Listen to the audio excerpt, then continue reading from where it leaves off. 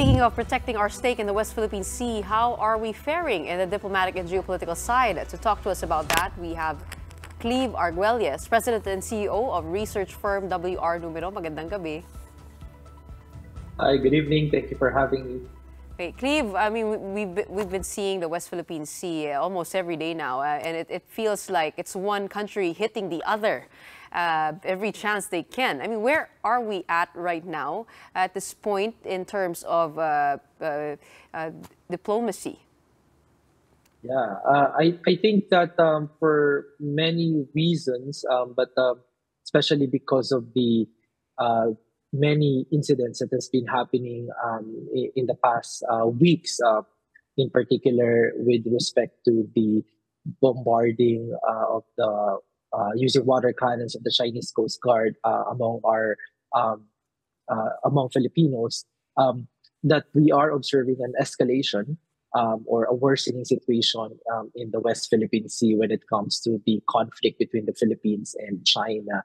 And our firm ran a series of surveys in December 2023 and in March 2024, both nationally representative. And Filipinos do agree that the tension is worsening in the West Philippine Sea. Our survey shows that 65% of Filipinos, so most Filipinos, feel and believe that the tension is actually worsening in the West Philippine Sea. And I think that is not surprising given what they see on the news as well on a daily basis now. Cleve, do you have any data on how the 65% actually feel about the increasing tension? Because noticing that tensions are increasing are, of course, a little bit more obvious. You can say that, but have completely different opinions. Do you have data for us on what the people are really saying and what they're thinking? Right. We've also asked another set of questions about this particular issue on China and the West Philippine Sea, and we want to figure out what Filipinos, ordinary Filipinos, think on the ground about these issues, right? And one of the things that we've learned is, for example, that most Filipinos they do think that the military, the Philippine military, in particular the armed forces of the Philippines, is managing the situation in the West Philippine Sea well. That's around 68% of Filipinos saying that AFP is doing well in the situation. But when we've asked if they think that President Marcos Jr. Is also doing well in terms of his performance in handling the situation, only 39% thinks that he is doing a good job, right? So it's relatively lower when you compare it to what the public thinks, how the public thinks is the AFP doing compared to what the president is doing. And this is very interesting development in opinion. In fact, we've also learned that compared to the Duterte administration, some Filipinos do find the situation in the West Philippine Sea is worse now under the new administration. And definitely, again, this opinion, considering that there has been a shift in the foreign policy preference, foreign policy direction of the Philippines since President Marcos has. Did you have a question about that? What do people think about the repivot back to the United States and to the West under this administration as compared, of course, to PRRD, who was famous for shifting us towards China, towards Russia?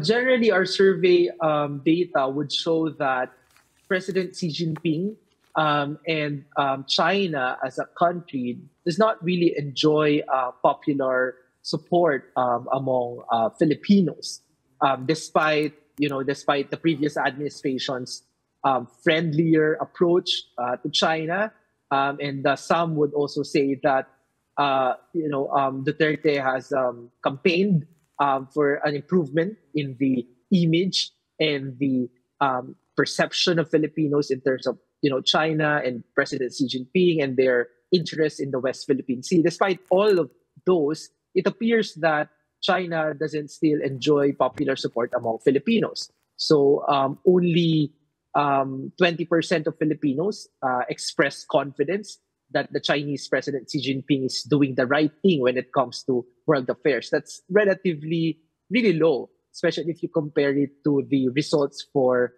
the US President Biden. So by that alone, you can think that I think more or less Filipinos do support the Marcos Jr. administration's pivot towards the United States, but not, with the caveat, of course, that this is not blind support, because we've also learned that there's still some skepticism, right, on whether the United States would really do us, would really serve our interests well when it comes to the West Philippine Sea issue. So, for example, the US President Joe Biden, around 13% of Filipinos expressed that they have no confidence in him, that he will do the right thing when it comes to world affairs. So that's also a sizable number, especially if you look at absolute numbers. 13% of 110 million Filipinos, that's quite a lot. Would Israel have any impact on those numbers? Because I think, based at least only on what I'm saying, totally not data-driven at all, Cleve. But when I go through social media, a lot of people are, let's just say, displeased, tama na, when they see what's happening in Israel. The U.S., of course, figuring really heavily into that conflict. And of course, you can't help but think, if kakampi tayo dito, and kung magyari yung Taiwan, etc., so on and so forth. Do these correlate at all? Yeah, unfortunately, during the time that we've done the survey, we haven't really included the question on Israel, but we do look forward to running that question in next month as we run the next set of survey. But for example, Philippines is an importer, is the top importer of arms from Israel, if I'm not mistaken. The last report I've seen is that we're the second largest market for Israel, arms from Israel, right? According to a March 2024 report by an international organization named SIPRI, for example. So I wouldn't be surprised if it has something to do with that as well, considering the behavior of Israel and with the backing of the United States in violation of international law, international norms. If Filipinos, for example, are seeing one and one here in the sense that they're seeing China violating international norms, they're seeing Israel violating international norms, and they're putting it together, then I wouldn't be surprised if there is that there's that particular connection. And you're right, Filipinos are also thinking about the issue in Taiwan, but to our surprise, it appears that Filipinos generally, at least for now, or during the time that we did the survey, do not want the Philippines to be entangled so much in terms of the conflict between China and Taiwan. In particular, our survey shows that 85% of Filipinos, so it's really a high number, believe that the Philippines should remain neutral in the event of an armed conflict between China and Taiwan. Okay, so the data, medyo opposing, no? On one hand, kakampi ka sa US, but not when they go to Taiwan. So it's kind of funny what you can actually extrapolate from that data.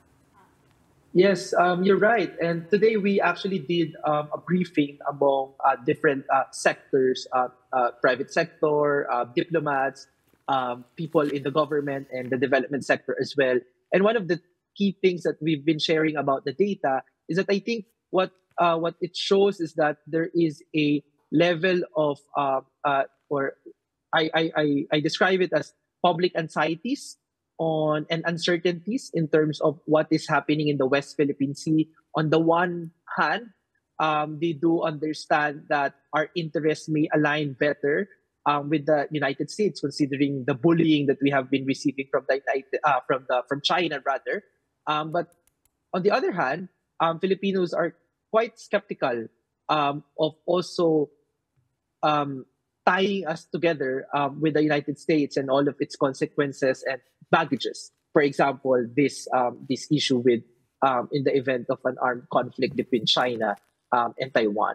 So I think it's if you frame it that way, if you see it that way, that this reflects kind of a developing anxiety and uncertainty among the public towards the issue in the West Philippine Sea, that may explain why there are some contradictory elements in the public opinion. Cleve, speaking of issues in the West Philippine Sea, I just wanted to go back to that report by Shaila Francisco earlier. We heard Business Tycoon Ramon Ang saying that we need to protect our territory and tap a very large oil reserve in the West Philippine Sea. In terms of asserting our claim in the West Philippine Sea, can this be done, and how should this be done? What are your thoughts on that? Yeah, it appears that if things will not change and the present conditions will just persist, it appears that this is something that we cannot do, given that China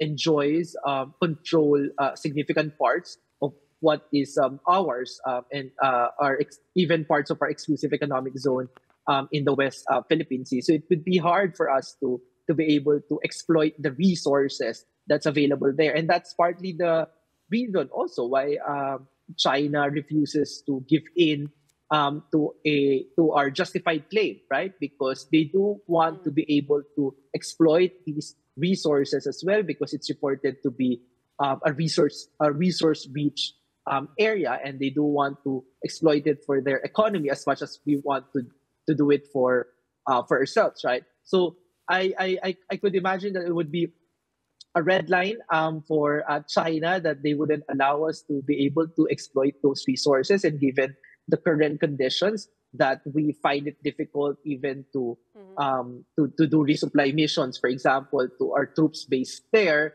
I think it's quite unlikely, and if not, it will definitely result into an escalation of the situation, and would require a lot of resources from our end to be able to secure the area that we do want to exploit. Of course, we're talking about different resources here. I mean, for one, it's difficult to fish already in Bajo de Masinloc, but we're also looking at gas reserves in Reed Bank. Oil and gas in and Bank. yeah, correct. But I'm very, very curious about the timeline of your survey. When did you conduct this? Because last year, I believe there were high approval ratings as to the strategy of the government. And you said that although Filipinos support the Marcos pivot to the United States, they are not blindly supporting the government. So are they able to discern the strategies that the government is employing? For example, the transparency offensive of the Philippine Coast Guard. Meron po ba tayong survey doon na we don't want this, we don't agree with this strategy, we should go to this? We haven't been able to really go down that route to be able to look at public opinion in terms of the specific tactics and, if not, strategies being pursued by different Philippine actors, Philippine agencies when it comes to the West Philippine Sea issue. But what we do know in the survey that we've done in December 2023 and March 2024 is that first, there's been a decline in the support for the current Marcos Jr. Administration. There's been a substantial double-digit decline, and that may not be related to the issue in the West Philippine Sea that needs to be probed more, right? But it could also be related, given that in this particular survey, when we asked them to rate the performance of different government agencies and government actors in terms of how they're handling the West Philippine Sea issue, it appears that